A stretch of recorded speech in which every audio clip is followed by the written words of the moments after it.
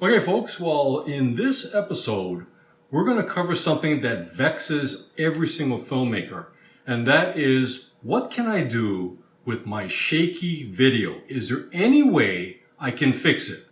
Well, we're going to answer that question, and it's coming right up.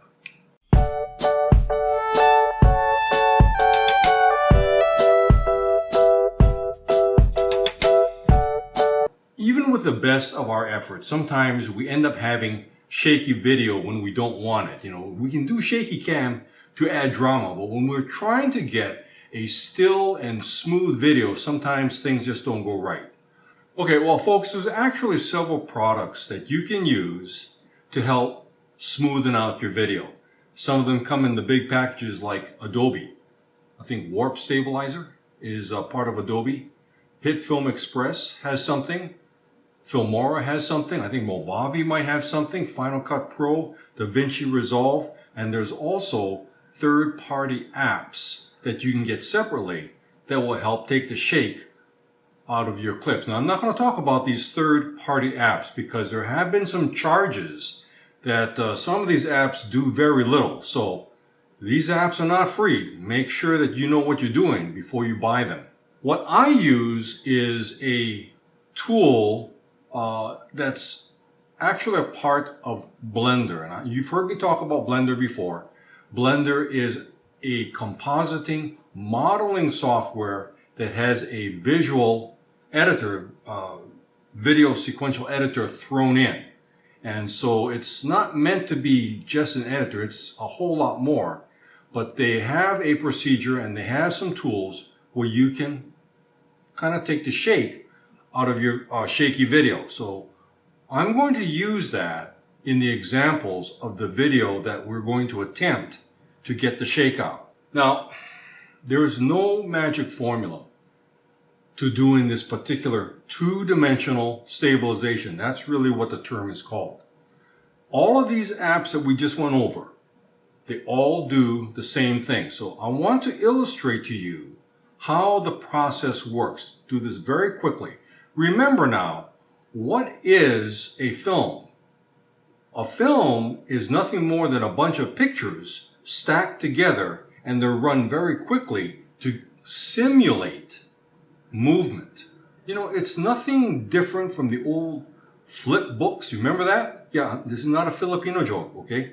Flip books, where you had a picture in the corner of a book and you would just flip the pages and you could actually see that character move a little bit. If you flipped it fast enough, it actually looked like a cartoon.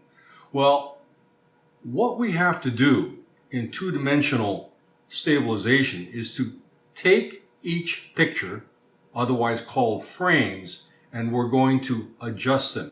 Okay, so let's take a look at what the software is going to do. In this first frame was a picture of me. This is what we want. Now, in the next frame, I'm showing you have to pick out a tracking point, a tracking spot to actually help the software determine which way the frame is moving. And right now, all we're concerned about is this movement, up and down. Okay, so we've got my eyeball as a tracking point, and there's a frame around the eyeball so that the software knows where everything should be. Now, in the next frame, what's happened?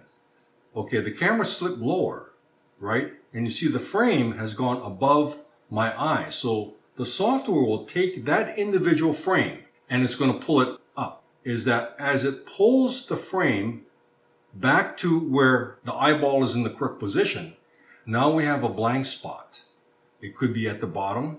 It could be at the top, depending on which way the frame has to be pulled. When you watch this, it's going to be nauseating because your picture is going to be doing this.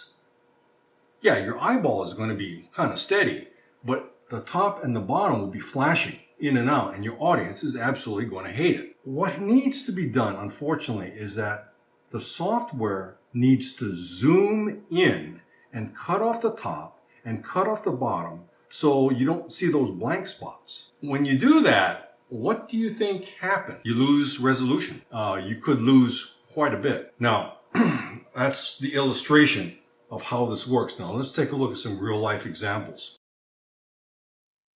Okay, now what happens if my head were to completely disappear off the frame? You know, the camera's moving so much like that. What do you think is going to happen? Well, there's going to be two things. Number one, either those frames where the head is missing, they just get thrown out. And what's going to happen is that your video, your clip, is going to have this herky-jerky type of motion because it's missing frames. The other thing that it might do is it might just leave them in there. And that's going to produce this undulating warbling effect to your film, as you will see in my samples coming up. Neither one is going to obviously be acceptable. So there's another drawback to trying to stabilize very shaky films. And that brings us to the real question here. How shaky is too shaky? Well, let's take a look at these examples. This is really shaky, and I purposely made this shaky to illustrate this. In the next clip that I have coming up here, I ran it through the two-dimensional stabilizer in Blender. I'm not going to show you that process. It's very, very involved. I'll cover it when we get into editing and post-production. But you can see the result. No, it's not good. It's not good at all. And you can see that warbling effect that I was telling you about. What is the problem? This clip is too shaky, folks. When you have a clip that's that bad, it's trash. Time to just take the whole thing, throw it away, and redo the entire clip, if you really want that clip that bad. But, you know, what if it's not that shaky?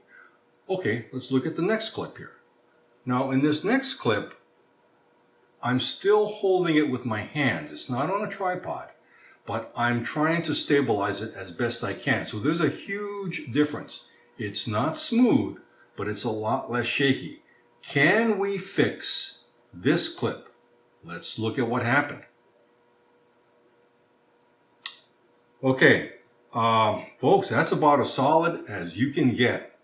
And I think that is very usable. Now, notice the roof corner is gone. Did have to zoom in a little bit. So we lost some of the frame. We also lost some resolution. But this looks pretty good, and I think it's very usable. Let's take a look at another clip, another pair of clips. And I wanted to illustrate to you what can happen when you have your camera on a tripod and it's still shaky, as you can see in this clip coming up right here.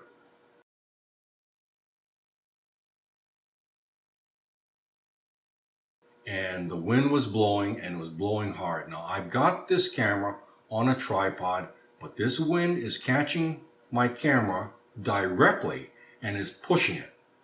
And when it does, it's going to produce this problem that you see right here in this clip.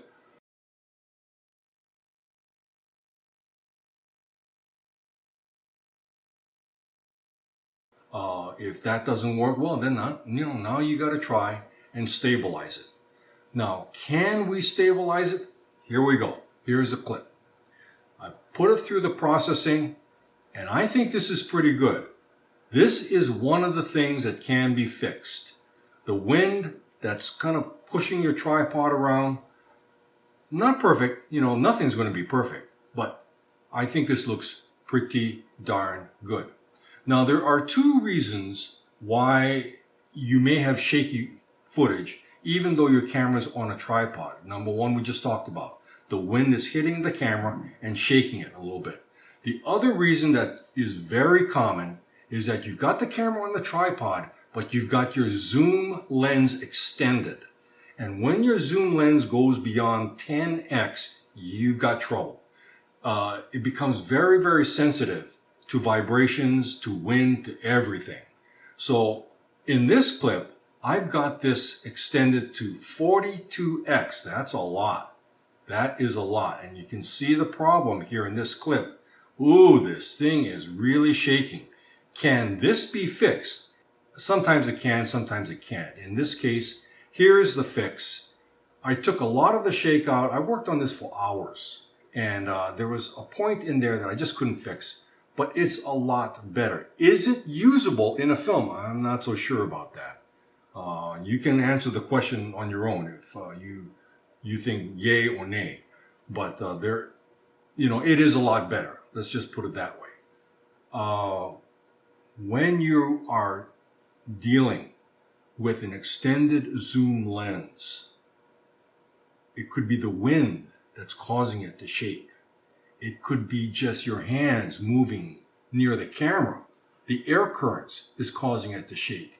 It could be your footsteps around the floor or wherever you are that's shaking the camera. That's how sensitive it gets. So, what's the answer there? Well, the answer, I'm afraid, is to retract that zoom lens back to 10x, no more than 10x. And by the way, I did a sample at 11x and I still had problems. So there is an issue with extending the zoom lens too far out. But as you can see, there are some ways to remedy the situation. Okay, folks, the best way to deal with this is to get good video from the very start when you're filming. Yes, yes, yes. But if that doesn't work, there are a few things that can help you if your video is not too shaky. All right, folks, that marks the end of this particular bonus sub-series. We're going to continue on now, and I believe we're still on sound. So that's going to be the next episodes that will be coming up. Until then, aloha.